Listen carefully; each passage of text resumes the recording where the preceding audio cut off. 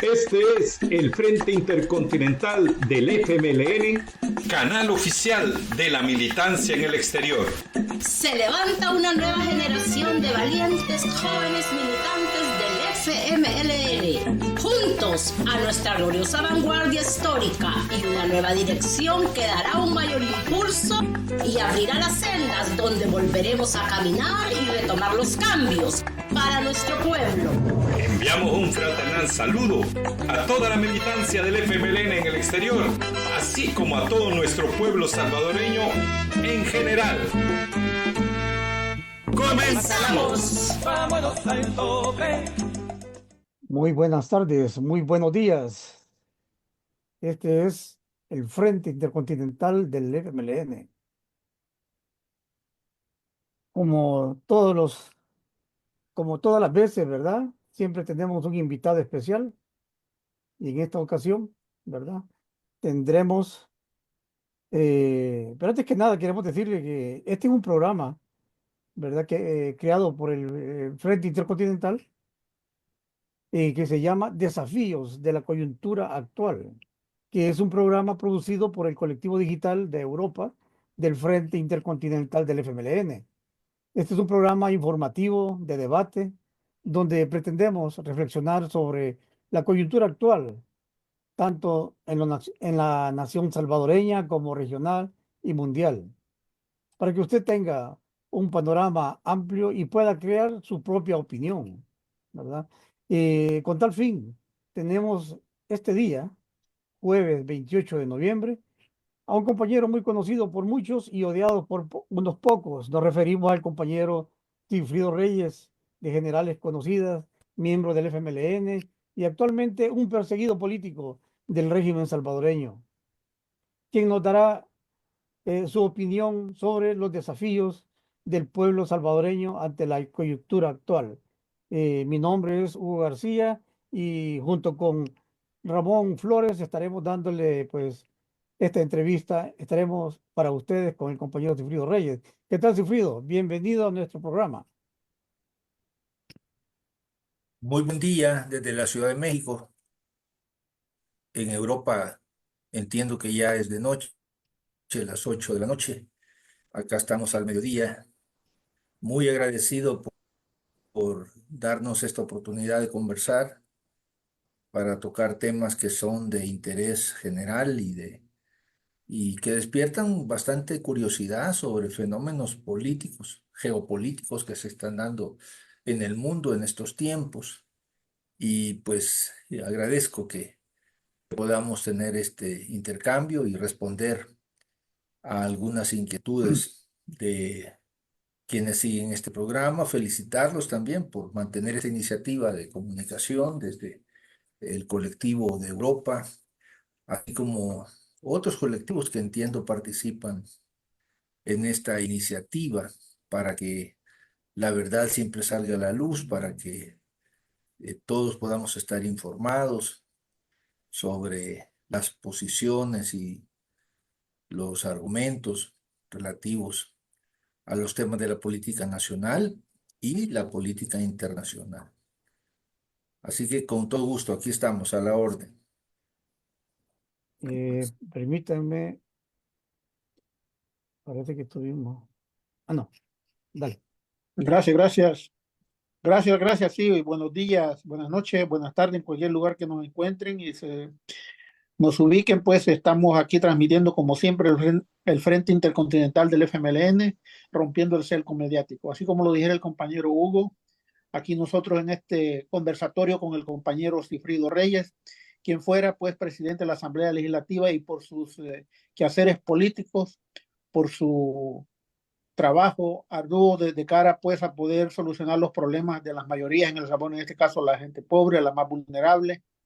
Entró pues en problemas, o mejor dicho, la burguesía salvadoreña, la derecha salvadoreña, no la pensó mucho y comenzó pues a inventarle o a construirle pues todo ese andamio de andamio pues de injusticias, como decir pues de que Sigfrido Reyes hizo esto, hizo lo otro, y es por eso que hoy en día pues es un perseguido político en El Salvador.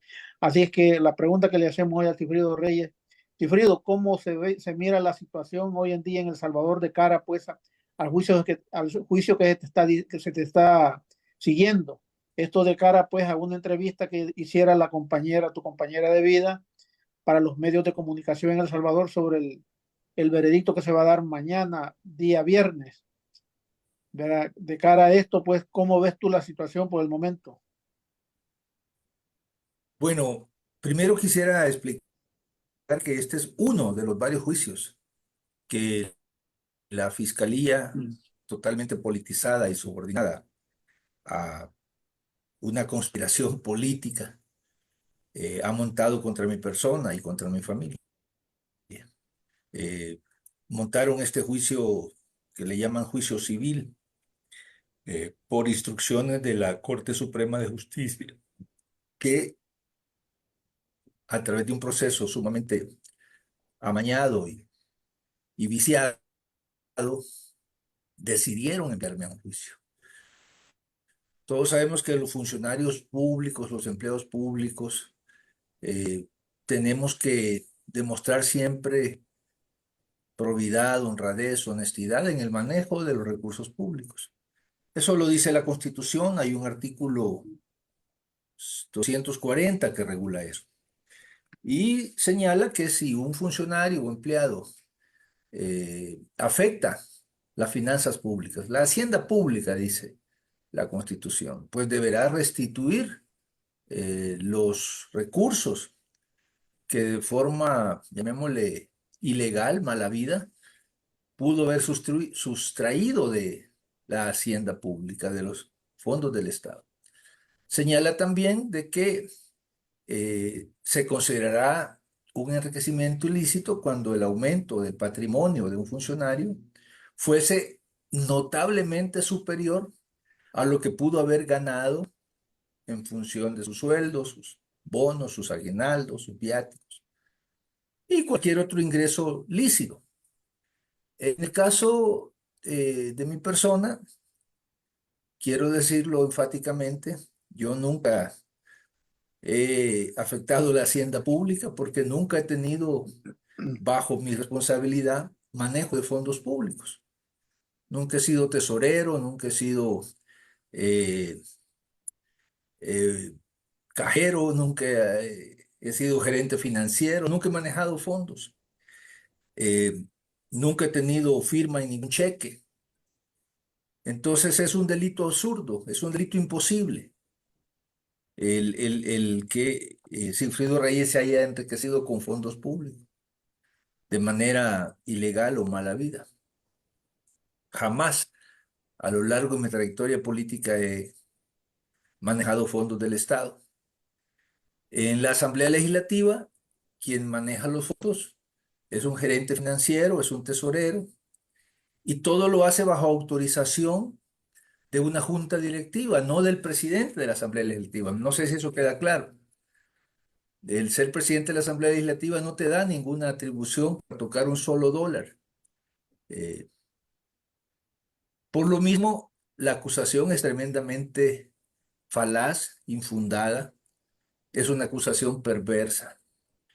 Segundo, que todos los recursos o el patrimonio personal y de mi familia se basan en ingresos totalmente demostrables y que en este proceso se ha aportado como prueba todas las planillas, las cuentas bancarias, los recibos, todo documentado hasta el último centavo.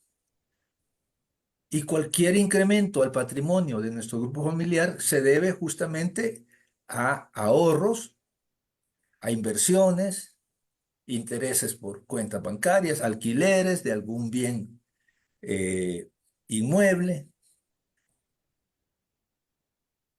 algún honorario por algún trabajo profesional, porque ser diputado o ser esposa de un diputado o hijo de un diputado no te inhibe de realizar tus actividades profesionales o empresariales si las hubiera. Entonces, ¿a qué se debe este caso? Este caso es un clásico ejemplo de una persecución política arbitraria.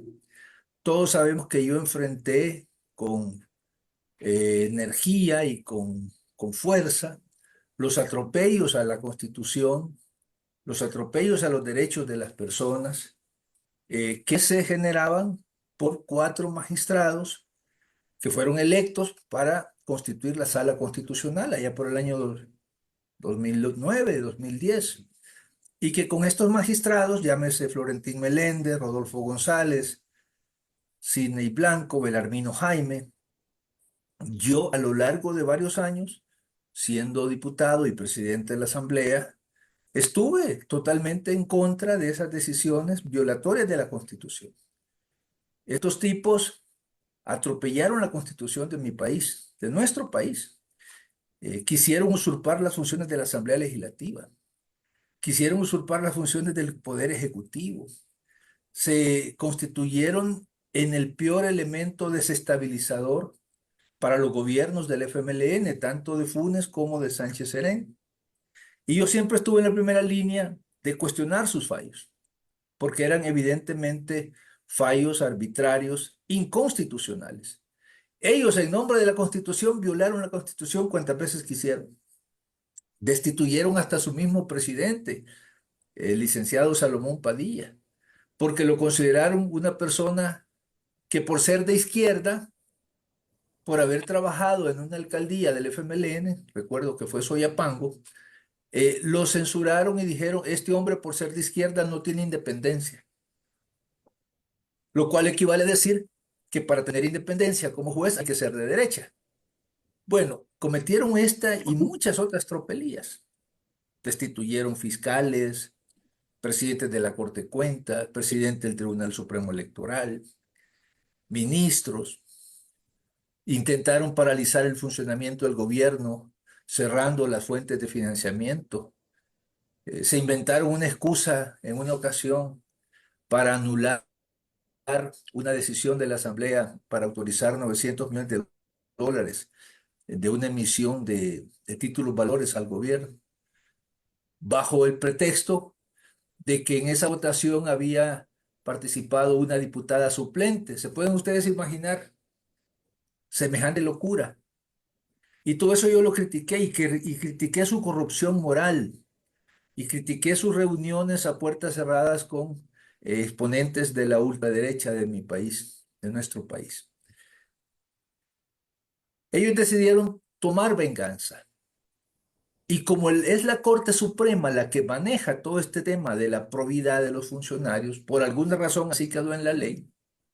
En otros países es un organismo totalmente independiente. Bueno, dijeron, vamos tras Sigfrido Reyes. Vamos tras él y tras otros que nos han cuestionado y nos han enfrentado y nos han desenmascarado. Y así es como inician este proceso secreto, por cierto, secreto, sin avisarle a las víctimas. Y a lo largo de varios años le instruyeron a Probidad que nos investigase hasta debajo de las piedras, que tratasen de construir un caso contra mi persona. Y lo hicieron, como lo dijo en su momento este señor Sidney Blanco, por olfato. La ley de probidad nunca dice que hay que investigar a una persona por olfato.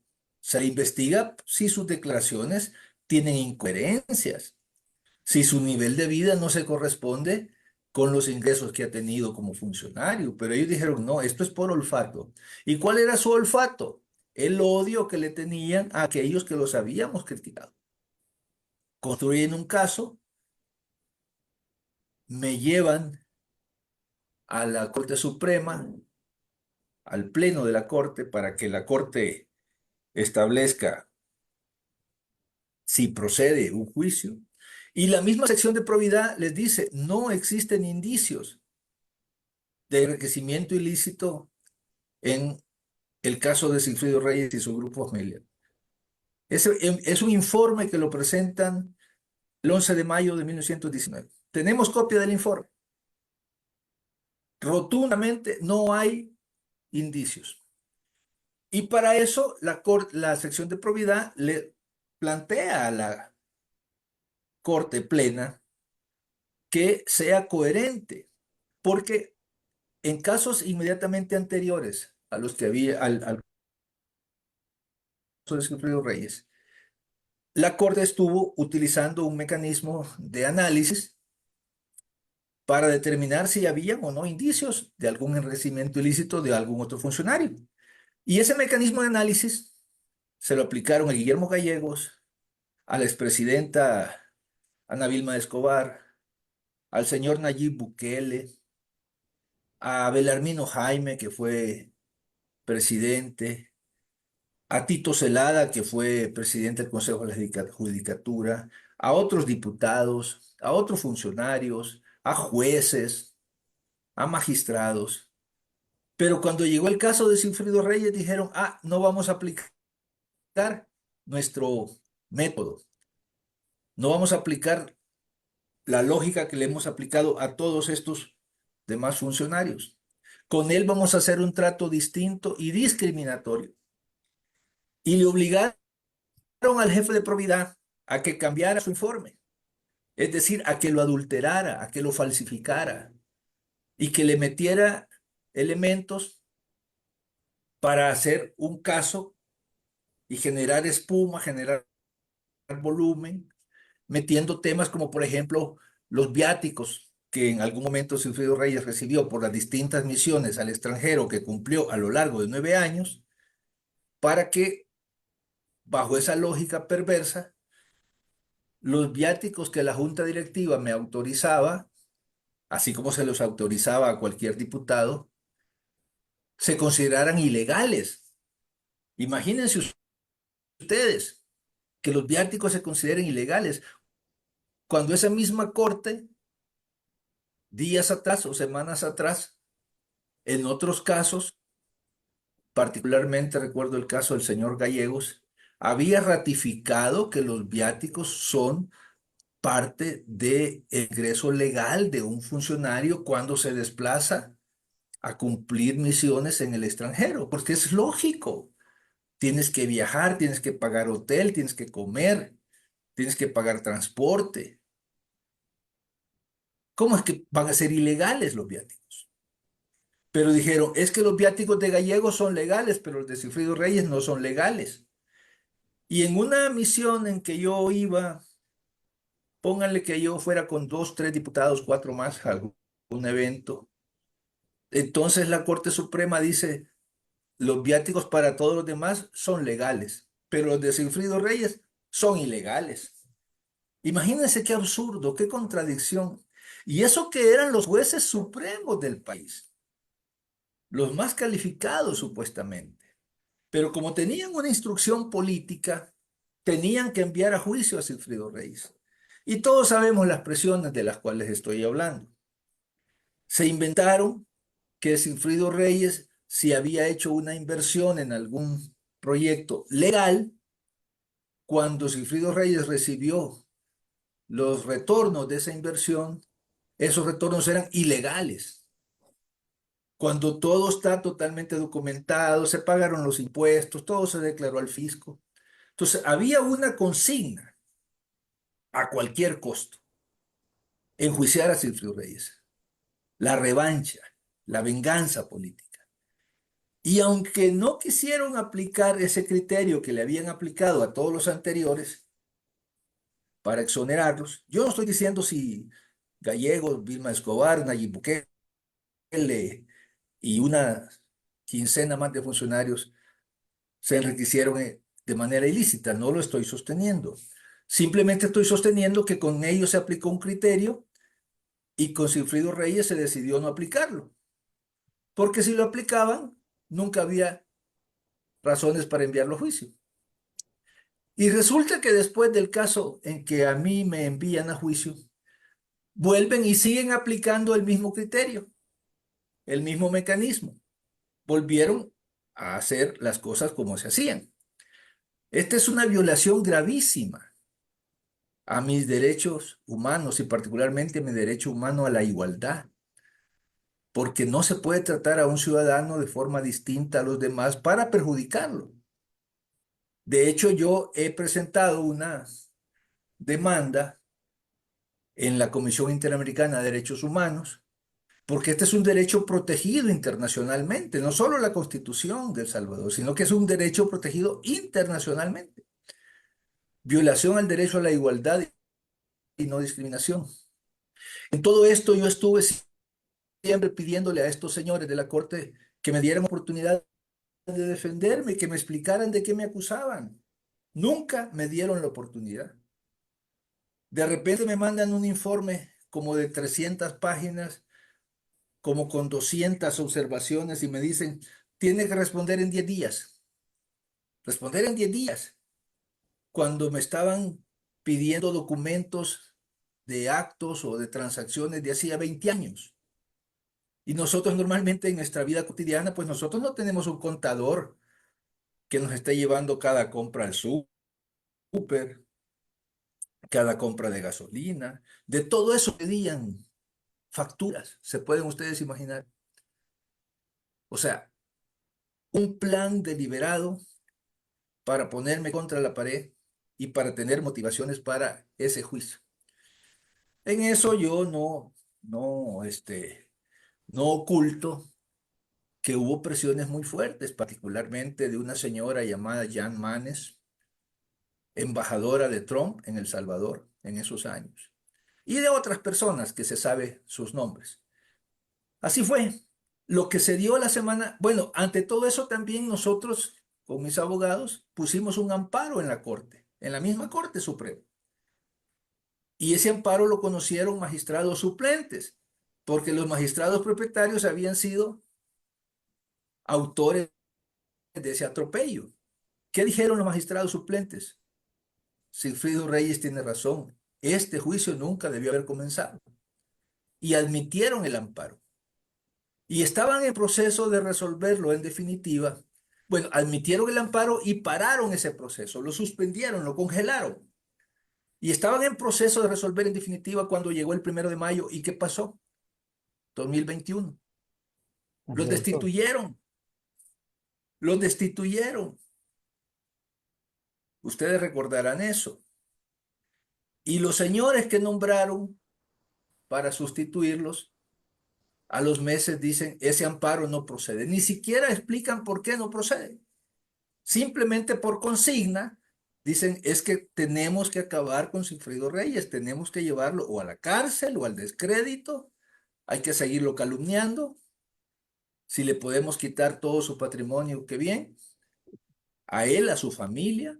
Imagínense que a mi hijo, la fiscalía lo acusa de haberse enriquecido desproporcionadamente con $700. $700. Mi hijo nunca ha sido funcionario público, nunca ha manejado recursos, pero por hacer el daño a su persona y a mi familia, lo emplazan y lo enjuician por $700.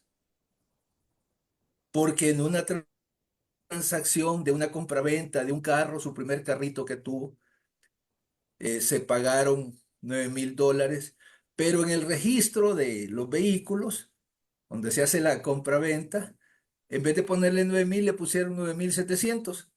Entonces dicen $700 mal habidos. ¡Qué absurdo! Ahí se ve el dolo, la hazaña, ahí se ve el odio con que estos tipos, y particularmente Raúl Melara, actuando como fiscal, actuó.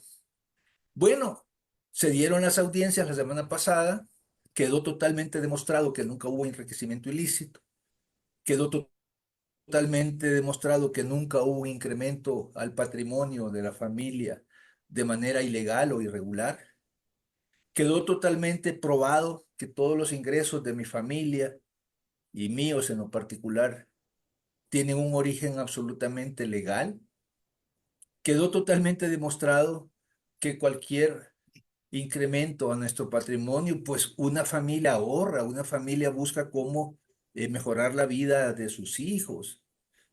También uno ahorra para la vejez, ¿verdad? Porque nosotros por estar en la lucha armada no tenemos seguro de vida, no tenemos seguro social. Y por toda la lucha que hemos hecho, nadie nos paga seguro social, no hay pensión de retiro. Bueno, pues todo eso ahora se nos castiga.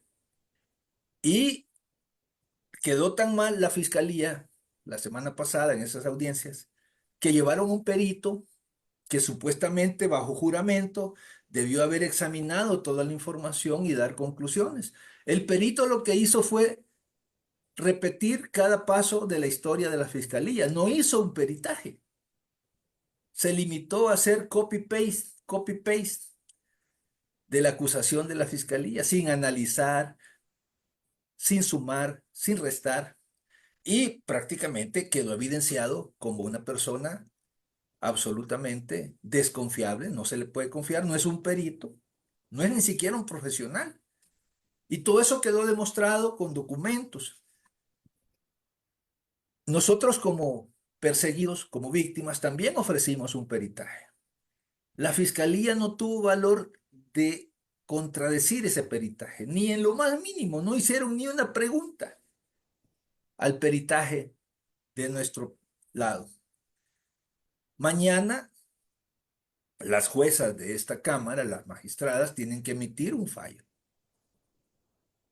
Y estamos esperando que estas señoras, estas magistradas, actúen en base a derecho, en base a la ley, porque no hay caso, nunca hubo caso. Todo fue una falacia inventada por las maquinaciones y presiones, obviamente, sobre magistrados en la Corte Suprema y, por supuesto, con la maldad, el dolo de Raúl Melara, que estaba totalmente al servicio de la embajada norteamericana y de otros intereses locales. También lo sabemos.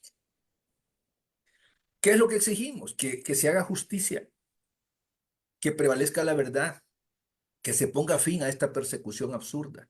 Porque de esta persecución en el área civil, Raúl Melara cometió la monstruosidad, la aberración de convertir esto en un caso penal,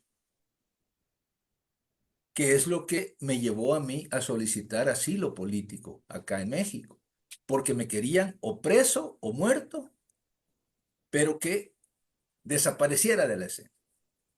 Afortunadamente México entendió rápidamente la situación, me dio la condición de perseguido político y no solo México, Naciones Unidas, a través del relator Diego García Sayán, distintas organizaciones de derechos humanos en el mundo, me consideran un perseguido político usando el aparato judicial. Así que, estimados compañeros, compañeras, estamos esperando que estas señoras magistradas actúen con honradez, que sean independientes, que apliquen el derecho, que hagan justicia, que cierren este caso y que definitivamente le devuelvan a las víctimas, que somos mi familia y mi persona, el honor, la imagen, la dignidad y el derecho. Porque, como repito, todo nuestro patrimonio ha sido incautado arbitrariamente y se nos ha querido presentar ante la opinión pública como personas que violaron la ética pública, que sustrajeron fondos del Estado cuando nunca tuvimos ni el más mínimo acceso a semejante posibilidad, y que todos los recursos con que esta familia, mi familia, ha contado, provienen de nuestro trabajo, de nuestro esfuerzo. Si hacen lo contrario, pues estará quedando evidenciado una vez más que en El Salvador la justicia está secuestrada, que la justicia no vale nada, que los jueces y juezas están simplemente para cumplir órdenes del poder político. Pues esa es la gran disyuntiva en la que están en estos momentos las señoras magistradas. Gracias, Cifrido. Ha sido bien amplia tu respuesta y nos queda claro, ¿verdad? Las intenciones del régimen, ¿verdad? Y están dolidos porque quisieran verte, ¿verdad? Detrás de las rejas, porque por el daño causado, ¿verdad? Por haber enfrentado, acostumbrados a que nadie los enfrentaba. Esperemos pues que mañana, ¿verdad? Sea como tú dices y pasemos a una nueva etapa, ¿verdad? donde todo sea, qué sé yo, bueno, mejor para todos, pero hay que la gente quede más clara, pues, de qué es lo que tiene, ¿verdad? ¿Qué es lo que tiene como gobierno? Y queremos aprovechar el tiempo que nos va quedando para tocar el tema con el cual pues te invitamos inicialmente, ¿verdad? Precisamente porque durante los últimos años en el exilio forzado, ¿verdad? Sí, que tú has estado viviendo, tú has seguido destacándote en la búsqueda de la verdad y justicia a nivel internacional y por tal motivo has participado en muchos eventos representando ya sea a nuestro partido FMLN o a ti mismo como persona intelectual. Últimamente sabemos que se llevó a cabo un evento sobre los BRICS en la Facultad de Economía de la UNAM en México. Entonces, tú estuviste ahí presente y quisiéramos, pues, dado de que los BRICS son un tema actual, ¿verdad? Eh, Quisiera que nos dijeras de qué se trató y qué enseñanzas crees importantes para los pueblos de Latinoamérica y el Caribe.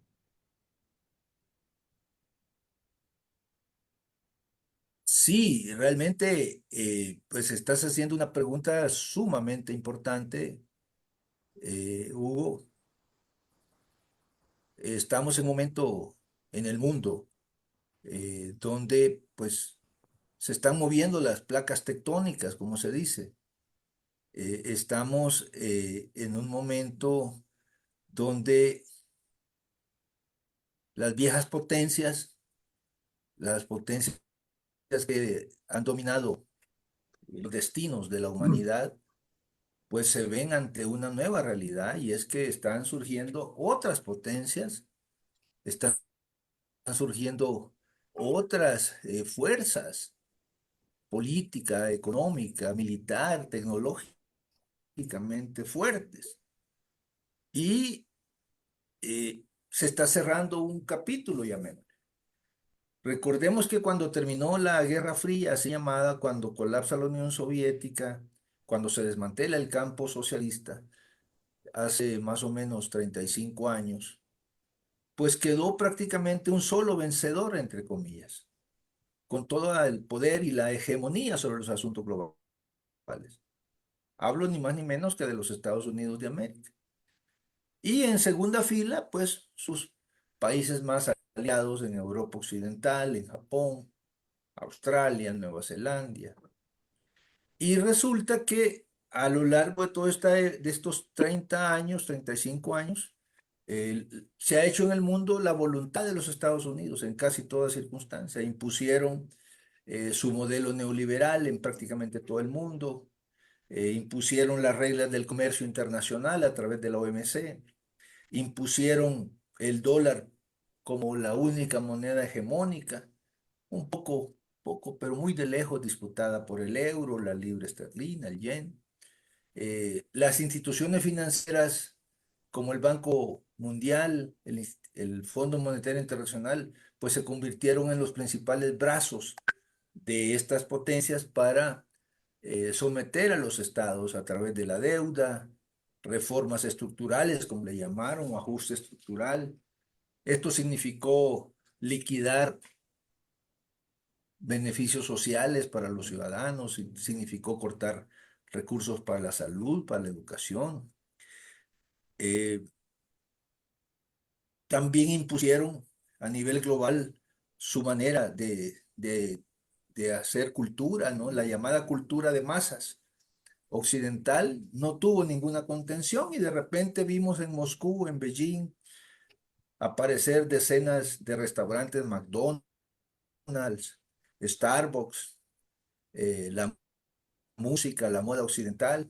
Y llegó incluso uno de sus ideólogos a sostener que con el triunfo del liberalismo occidental en la economía y en la política, había llegado el fin de la historia. No sé si ustedes recuerdan a este personaje, Francis Fukuyama. Y en el plano militar, Estados Unidos prácticamente a partir de los 90 no tuvo rival. De hecho, se dedican a invadir y saquear países, bombardearon la antigua Yugoslavia, luego se fueron contra Afganistán, luego ocuparon Irak, luego se fueron contra Libia, después contra Siria, donde todavía permanecen, y comenzaron toda esta ola de expansión de la OTAN o de la OTAN en Europa.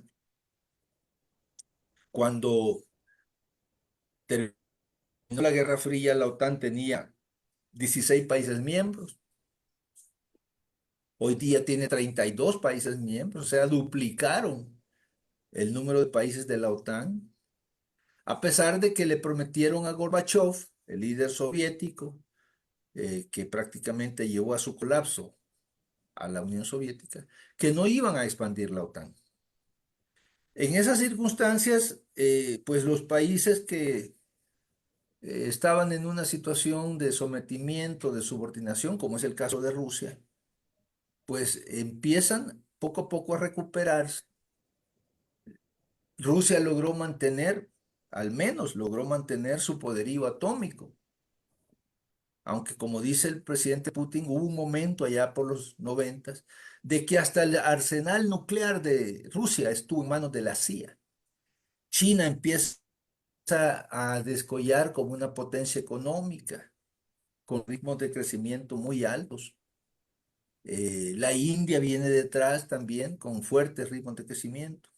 Y estos países dicen, bueno, pero ¿por qué nosotros tenemos que someternos a Occidente? ¿Por qué Estados Unidos pretende imponernos sus reglas?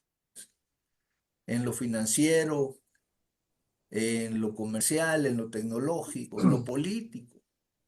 Y comienza a configurarse llamémoslo, un entendimiento de países fuertes, como Rusia, China, Brasil y la India, donde dicen, no, momento, el mundo no puede ser unipolar, es decir, no puede estar comandado por un jefe supremo, llámese Estados Unidos. Y nosotros estamos porque el mundo sea multipolar, que cada país pueda constituir su fuerza, su poderío de forma independiente y no se tenga que someter al orden que le quiere imponer un país determinado. Tenemos que entendernos. Estamos hablando además, compañeros, de países que representan civilizaciones antiquísimas. Cuando en China, en la India, habían ya civilizaciones exuberantes. En Europa, en Estados Unidos, estaban todavía en la edad de piedra. De esa magnitud es la situación. Ya China fue la primera potencia mundial hace 6, 7 siglos. Por otras razones entró en decadencia, pero el hecho es que estamos hablando de países que han tenido una tradición de fortaleza, de liderazgo en los asuntos mundiales. Y los Estados Unidos dicen, no, pero nosotros tenemos que ser los líderes del mundo. Y el mundo se tiene que guiar por nuestras decisiones. Y estos países les responden, no, señores, las cosas han cambiado. Nosotros también somos potencia. Somos potencia en lo económico, en lo comercial, en lo tecnológico, en lo financiero, en lo militar. Y así es como en el año 2006, todas estas ideas y manifestaciones por un orden multipolar se plasman en un concepto, una nueva asociación de países que le llaman BRIC. ¿Por qué BRIC?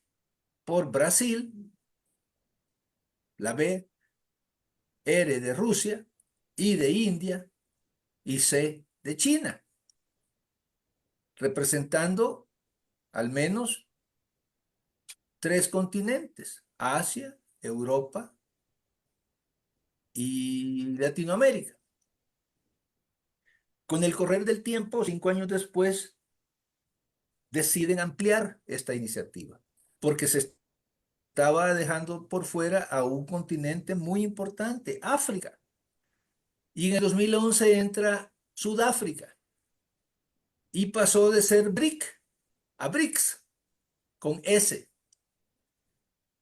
El BRICS, entonces, es una asociación de países fuertes, con economías muy sólidas, y se plantea como primera prioridad la cooperación económica, particularmente financiera, facilitar el comercio, multiplicar el comercio y hacerlo en sus propias monedas, porque uno de los rasgos de la dependencia de nuestros países es que tenemos que usar el dólar, o tenemos que usar el euro, o las libras esterlinas, o la libra, o el franco suizo, o el yen. Estos países deciden que van a realizar sus intercambios en sus monedas propias. Ya hoy en día, el 60% de los intercambios entre los países BRICS se da en monedas propias. Casi el 100% del intercambio entre Rusia y China, que estamos hablando de 250 mil millones de dólares, se hace en yuan chino o en rublos rusos. Ya no dependen del dólar. El comercio entre Rusia e Irán es 100% en dólares. El comercio entre Rusia e India es casi al 100% en rupias o en rublos. Y eso golpea la hegemonía norteamericana, porque el que controla la moneda del comercio internacional y de las finanzas, pues controla la economía mundial. Y en los últimos años hemos visto cómo usan el dólar para sancionar a países, para buscar estrangularlos en su economía. Entonces, eso como reacción trae que los países BRICS dicen, entre más lejos estemos del dólar, estaremos mejor. Nuestras reservas internacionales no hay que tenerlas en dólares ni en euros, porque nos las confiscan, como le han hecho a Rusia. Le han confiscado 300 mil millones de euros en reservas. Este es el primer eje, el gran paso. Incluso están hablando de crear una moneda propia para los intercambios comerciales. El segundo eje de trabajo que el BRICS está desarrollando es los temas de seguridad y de paz a nivel global. Y eso obviamente lleva a que refuercen su papel en el mundo. Los BRICS están en contra de la guerra contra Palestina. Los BRICS están porque se encuentre una solución negociada al conflicto en Ucrania. Los BRICS se oponen al uso de sanciones económicas y de todo tipo contra los países que practican políticas que no son del agrado de Estados Unidos. Los BRICS abogan por que prevalezca el derecho internacional en la conducción de los asuntos globales. En cambio, Estados Unidos dice, nosotros queremos un mundo basado en reglas. Sí, pero ¿en cuáles reglas? En las reglas que ellos ponen, en las reglas que ellos deciden. A Estados Unidos le vale un sorbete el derecho internacional. Ellos quieren que las cosas se hagan según sus reglas. Y potencias como China, como Rusia, como Sudáfrica, como Brasil, como la India, dicen, no, señores, no puede ser así, no puede ser así. Ustedes tienen que entender que viven en una comunidad internacional y las reglas para dirigir esa comunidad, para convivir, las tenemos que hacer entre todos. Y el entre todos resulta en el derecho internacional. Bueno, el BRICS ha venido entonces ganando mucho prestigio en el mundo, mucha fuerza.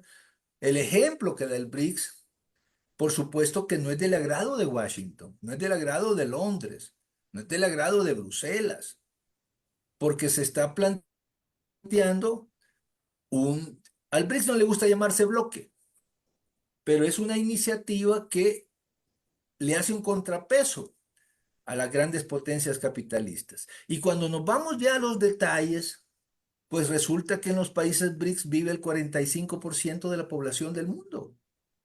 45%. Y en los países del G7 solo vive el 10%.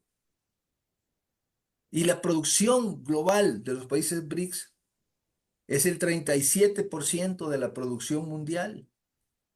y la del G7 no llega ni a 30%. Y cuando examinamos otros parámetros, como por ejemplo la producción mundial de gas y petróleo, la mayor parte está en el BRICS, de oro está en el BRICS, de trigo, de carne, de minerales preciosos, las reservas de agua están en el BRICS. Por eso es que el BRICS se ha convertido también en un polo que está atrayendo a muchas otras naciones. El año pasado, en la cumbre de Johannesburgo, los países BRICS, o sea, los 5, tomaron un paso de admitir a nuevos miembros. Y entonces ya el BRICS ha comenzado a expandir su influencia a nivel global.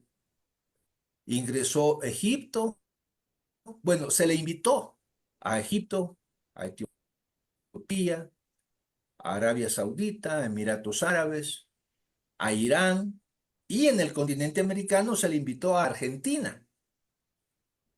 De esos 6 invitados, ya 4 están participando como miembros plenos: Egipto, Etiopía, Emiratos Árabes e Irán.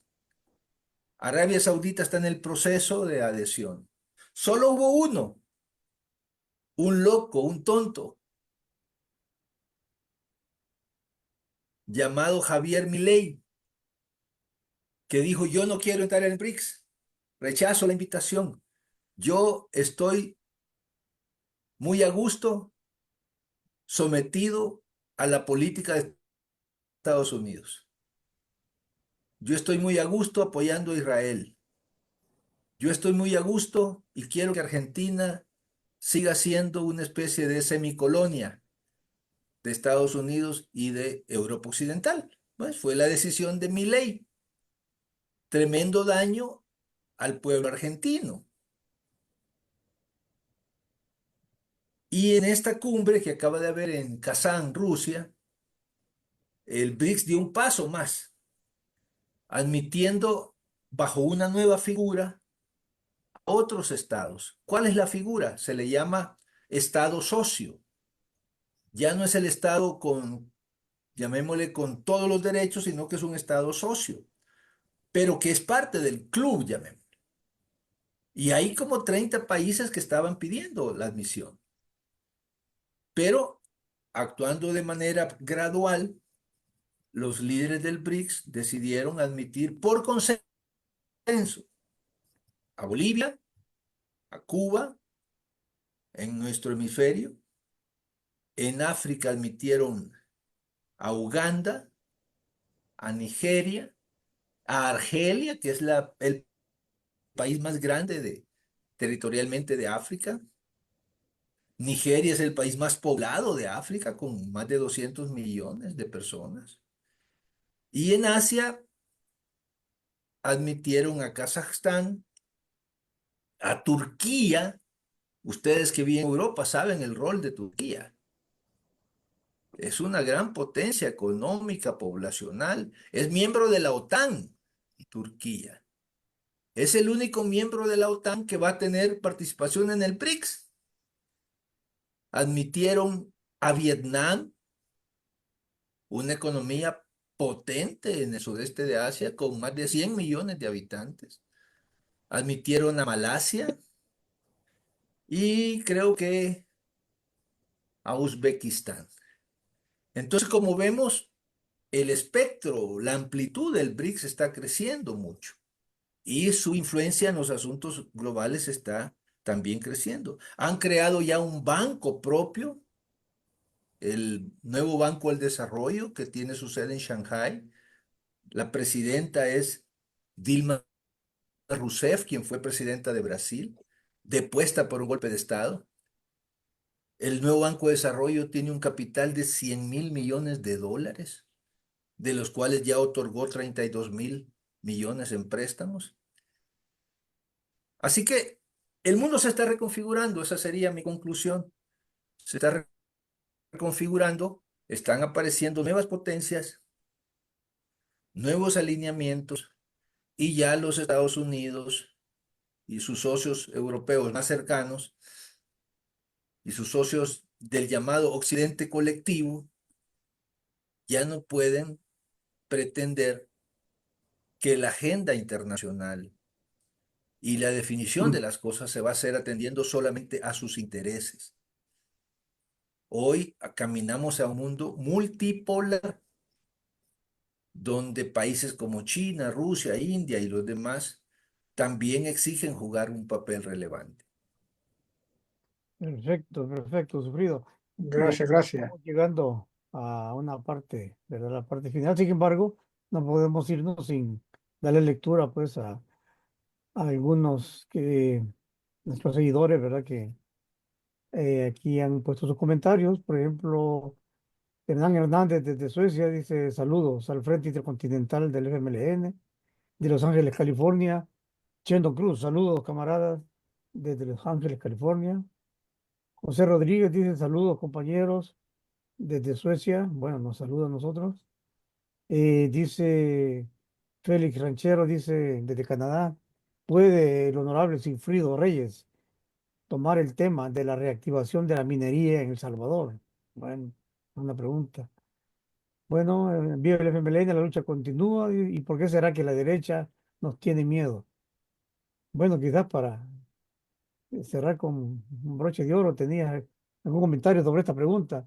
¿Puede el honorable Sigfrido Reyes tomar el tema de la reactivación de la minería en El Salvador? Creo que tiene que ver con eso que el inquilino de Capre dice que estamos parados en oro ahí en El Salvador. Bueno, yo recuerdo en algún momento haber recibido a los representantes de una empresa canadiense que se denominaba Pacific Rim, si no me equivoco. Sí, se llamaba. Así, Y ellos me buscaron en su momento, estoy hablando hace ya 15 años, tal vez 14 años, para demostrarme las virtudes de la llamada minería verde. Ese es un concepto que los ideólogos de la minería se han inventado para barnizar el tremendo daño que le haría a nuestro país, a las personas, a las comunidades, la explotación minera. La explotación minera depende de grandes cantidades de agua y el uso de materiales químicos altamente tóxicos como el mercurio. Y hace 15 años ellos me contaron ese cuento de que El Salvador estaba literalmente sentado en una gran mina de oro y que ese filón de oro venía desde el sur de México, atravesaba toda Centroamérica y terminaba más o menos allá en la frontera entre Costa Rica y Panamá. Y que si no lo explotábamos era porque éramos cerca de tontos, que no sabíamos en lo que estábamos sentados. Yo recuerdo que, bueno, los escuché y luego les empecé a cuestionar. ¿Y qué va a pasar con el agua? ¿Y qué va a pasar con la gente? ¿Y qué va a pasar con la tierra que se va a envenenar con el mercurio? Y no tuvieron forma de defender su planteamiento. Lo de la tal minoría verde era apenas un eslogan, pero era más de lo mismo, pintado de verde. El FMLN, junto con las comunidades de Cabañas, de Chalatenango y de otras partes del país, promovió un gigantesco movimiento contra la minería. A ellos se unieron sectores avanzados de la iglesia y de las iglesias, organizaciones ambientalistas. Yo recuerdo haber marchado junto con estas comunidades desde allá de la zona donde le llaman el Coyolito, en Chalatenango, hasta el centro de San Salvador, para entregar una demanda al gobierno de frenar los tales proyectos mineros. Y bueno, la presión fue tan grande que se frenó y finalmente tuvimos una ley que prohíbe la minería metálica. Nadie discute que el oro es valioso. Nadie discute que allí puede haber un potencial económico gigantesco. Pero también nadie discute que El Salvador es un país con apenas 20.000 kilómetros cuadrados, con muy pocas fuentes de agua, y donde el uso de las técnicas de minería para extraer ese oro va a dejar un saldo tremendamente negativo, sobre todo en las fuentes de agua, los yacimientos de agua.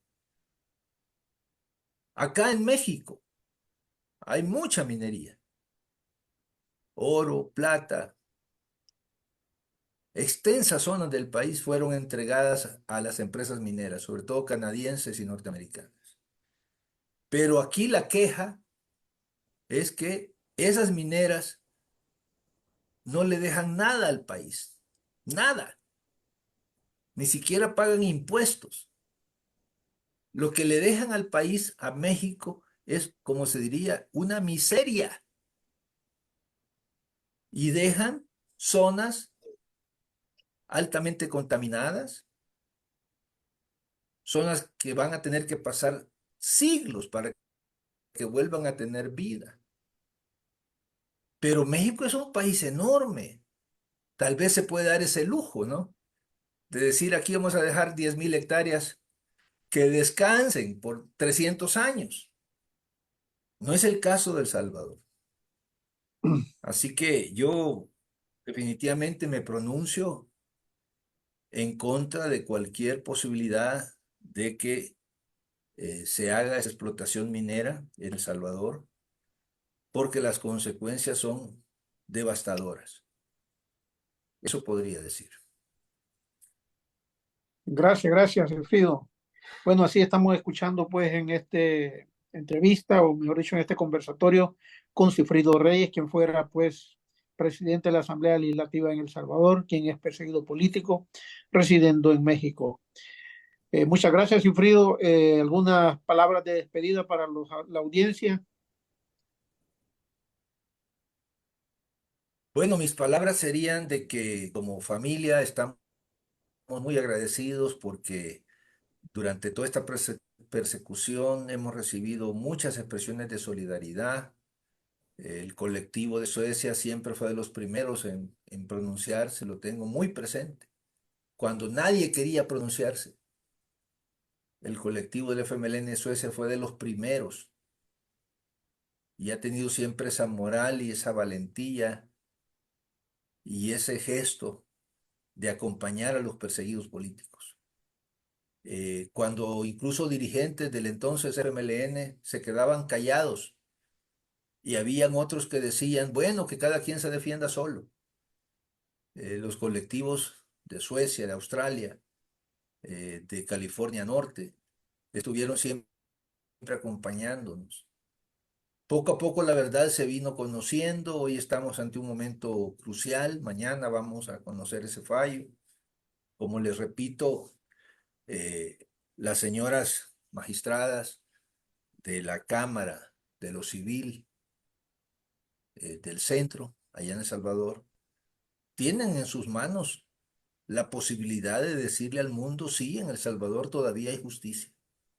Sí, en El Salvador todavía hay jueces y magistradas independientes y que piensan con cabeza propia, que no se someten a los dictados ni órdenes extrajudiciales, que en El Salvador todavía podemos pensar en que prevalecerá la verdad y el derecho. Ese es el gran reto que tienen. Yo confío en que se van a inclinar por el lado correcto de las cosas, por el lado justo de las cosas, porque ese es el papel del juez, de la jueza, inclinarse por el lado justo y correcto de las cosas y por el lado de la verdad y de la ley. Hacer lo contrario sería prácticamente terminar de echar la palada de tierra a un sistema judicial secuestrado en manos de gente inescrupulosa. Yo espero que prevalezca la verdad y que prevalezca la justicia.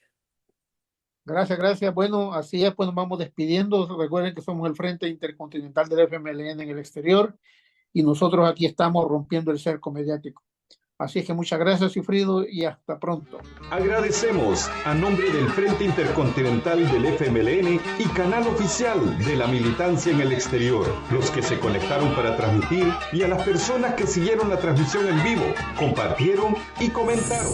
Nos despedimos, no sin antes invitar a toda la militancia en el exterior a unirse a este nuevo esfuerzo y agradecer a la solidaridad internacional por el apoyo que nos han dado. Nos dan y nos seguirán dando en nuestras luchas por nuestra liberación, por la paz y la democracia en El Salvador. La lucha continúa. Unidos venceremos. No más persecución política en El Salvador. Libertad para las y los presos políticos. Dictaduras nunca más. Proletarios de todos los países unidos. ¡Viva el FMLN! Juntos tú y yo romperemos el cerco mediático.